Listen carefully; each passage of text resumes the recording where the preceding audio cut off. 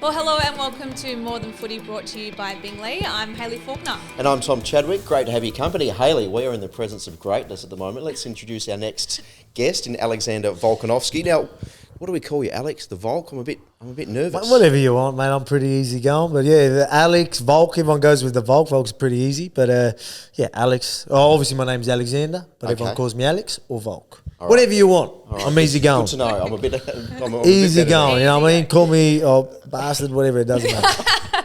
Well, tell us the Volk. You had a kick with the boys today. What was that like? Harder than I thought. Like, you know what I mean? Like, I thought I could kick a ball. I thought I could catch a ball. But don't get me wrong, I've felt AFL balls before, but I haven't actually worked with them. Like, I haven't been kicking and catching. And so there was times that they were kicking, and I'm like, yeah, I got this. And it would just slip straight through. I didn't realise how slippery they are.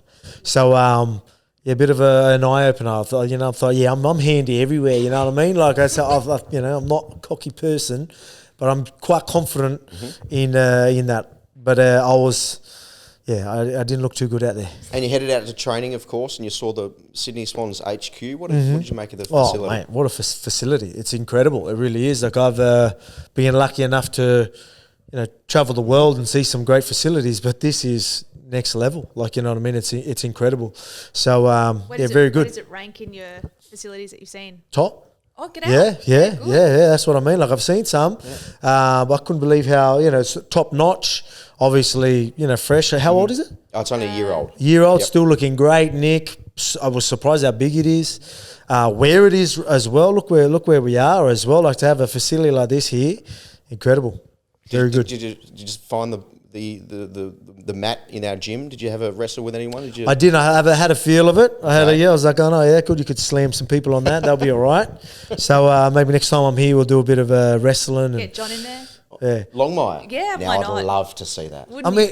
Yeah. Well, actually, I was going to ask. So that would they? You reckon that's where they contest and really jump for a ball? Maybe practice a bit of that because they might hit the deck hard. Do they do a bit of that training there? Not that mat. That's mainly used for just priming and warm up. Okay. And then they'll head out to the park. Yeah. Okay, so they'll just do that on the solid grass. Correct. Yeah. Okay. Yeah. Well, they got to practice for the real thing, right? Exactly. Yeah, true. I was just thinking, like, because they get some height and like people getting under them, and I watch a fair bit of the AFL, and like you see people land, and I was like, that'd be a lot better to land on. Maybe they do it there, but yeah, that's right. Yeah, you just get used to it. They'll be all right.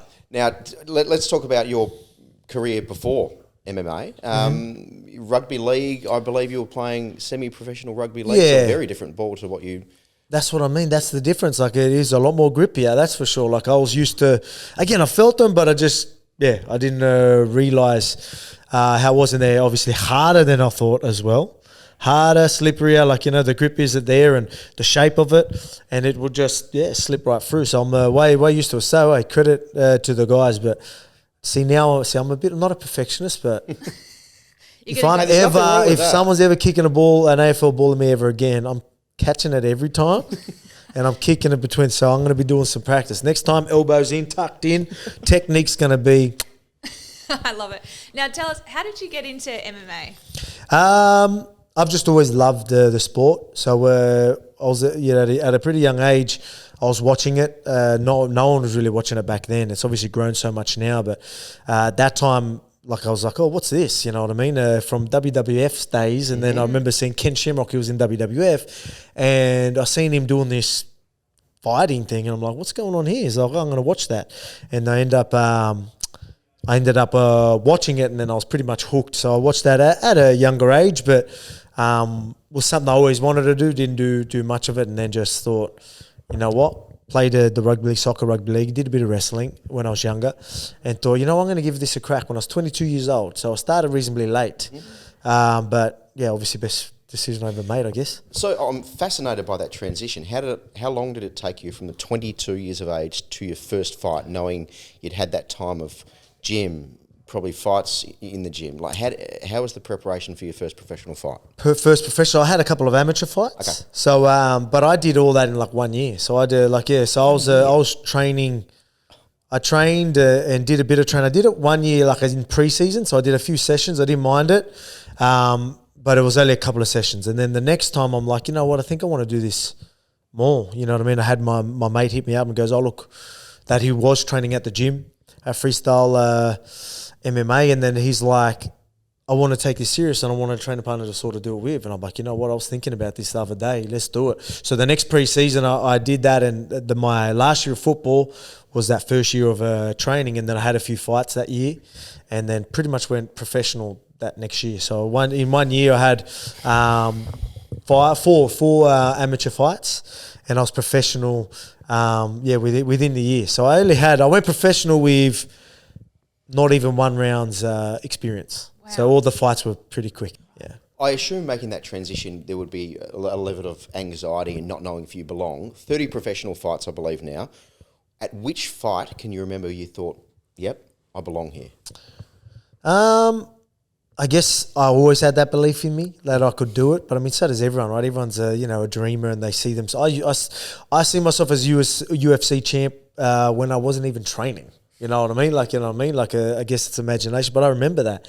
My hand being raised, in the octagon. And I truly do remember like seeing that and dreaming that. And so when I started training, it wasn't long before my coach, Joe Lopez, was like, you want to fight? Like, you know what I mean? Like, he obviously seen that I could definitely handle myself. Yeah.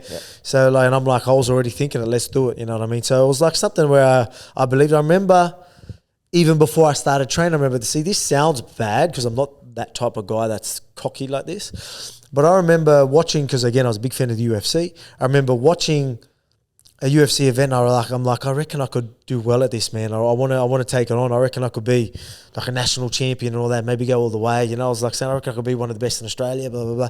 I remember saying that. And like, these guys would be thinking, you don't even train. Like, how could, I did a skit. I don't know if you've seen the concreting skit that I did. So I did a funny skit where I was a concreter. That I have seen that. Yes. So, the guy that talked, they would have been thinking that, right? They're like, look at this bloke. He hasn't even fought and he thinks he's going to be a champion. Like, good on you, mate. So that's belief, right? Yeah, exactly right. That's what, I don't know where that belief come from, but, obviously I could back myself because I was even playing rugby league and that, I was pretty handy. I didn't feel like, I didn't probably have the body type. I used to play front row, so I was a prop. I didn't really have the body type to be in that position, but that was something, obviously tough, hard to take down, quick play the balls. It was just my position. So I didn't see myself in our role, and I was like, this ain't good enough. But I can maybe see myself in MMA, you know what I mean? Like, this is more of you see a lot of it's funny, you see a lot of the smaller people. They're always good fighters. Like, well, I mean, a lot of the talented. Are you a good fighter? Speak for yourself. We're about the same height. So, when you talk about athletes, right? Like, you get a lot of the tall athletic people are there. The basketball's picking them up. In America, the NFL or the AFL, the NRL, they're the bigger sports, especially back in the day. They're getting taken. But what do us small athletes got to do? We're either jockeys or we're fighters. You know what I mean? So I was too heavy set to be a jockey. So I thought, you know what, I could be good at this, and I was right. What are you doing in your downtime then? Fights aside, what are you doing to wind down and relax? Family time. I mean, I do a bit of content, so I've got my own YouTube channel. Yep. So a lot of that is the adventure sort of stuff. So I am able to do a bit of fishing and that here and there, especially now while I'm fishing. Isaac Heaney would love that. Yeah. So we're teeing something up now. So we're going to stay tuned for that. We'll tee something. You know what I mean? Go catch something. Maybe a bit of cooking with Volk. See what I can throw together. But stay tuned for that. But yeah, it's a little plug to my YouTube channel. Yeah, cheers. Appreciate it. Make sure we get it out there. Yeah, and but yeah, so it's like that's what I do. Obviously, family as well. So so it was always just. Fighting training, that full training schedule and family, where now I'm having a bit of a break. I haven't had a break like this for my whole career. Mm-hmm. So it's been great. So obviously I'm in a position now where we're still going to train, don't get me wrong, but we're going to take it easy. We're going to avoid some of the head contact for a bit and just take it easy, you know what I mean? And which we have been able to do, which has given me a lot more time to do a lot more family stuff, where even though I'll spend a lot of time with the family, now I can go to soccer training with the girls help them, with their cross country, go for runs with them and do things like that, and take them to school every morning. So it's been great being able to do that and get a lot of content, travel a day here and there, maybe get to some of the AFL games and whatever it is. Being able to, play a bit of golf, you know what I mean? I'm terrible at it, but I mean, play a bit of golf, fishing, before I'd do a fishing, but it'll just be in between sessions, quickly go, get the content, get out. But now, enjoy it and being able to do that, it's been great. But I mean, there's going to have to be a time where, all right, flip the switch. I'll still dabble in all that sort of stuff, but if that fighter identity comes back and that's all we're doing, fighter identity and dad, that's it. So there'll be a time when I'm back there. I want to pick you up on what you mentioned about the head contact. It's probably one of the biggest issues in the AFL at the moment. Yep. How concerned are you as a fighter about lingering issues later in life regarding head knocks? Look, I don't for me, obviously, I get punched in the head for a living, right? But I've been lucky enough where I haven't taken too much damage. Obviously, people are going to think differently after my last two, right? But before then, I even got scans before the last one, and they were actually quite impressed with my head where it was at. They're like, this is like a young, 22-year-old brain that you wouldn't think would be an athlete. Like, we're actually quite impressed. So it shows that it's been good. But when it comes to the questions about the confidence of, can you, now I know I can be knocked out, right? So that question's going to be there. Not only that, are you more vulnerable to getting knocked out? Does your head need a little bit more rest so you're not, so things don't go sour later in life or for your next showing, right? So these are questions that we need to take into consideration because there's no real proof of it. But at the same time, when you look at, some athletes and their positions and you would see some trends in when this would happen, maybe having that little bit of more of a break in this situation when it comes to fighting is maybe the better case, which I didn't do my last one. And now I look at it, easy 2020 hindsight, right? It's easy to say that. But now I'm like, all right, maybe I could have took the break that I'm doing now. But, yeah. You mentioned you are a family man. Tell us, how does your family go watching you when you're fighting? Yeah, it would be tough. Yeah, it'll obviously ask that question a fair bit. I think Emma's getting used to it now. I guess she got used to it where usually things went well. The last two. You know what I mean? Yeah. I'm gonna just be real with her, right? Yep. Obviously, the last two didn't. Yeah. So for her, maybe now it might be harder. Seeing two back to back like that.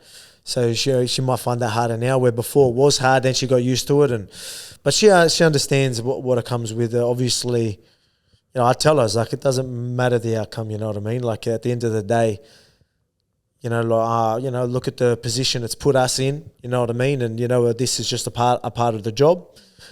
So we understand that. Things can go wrong.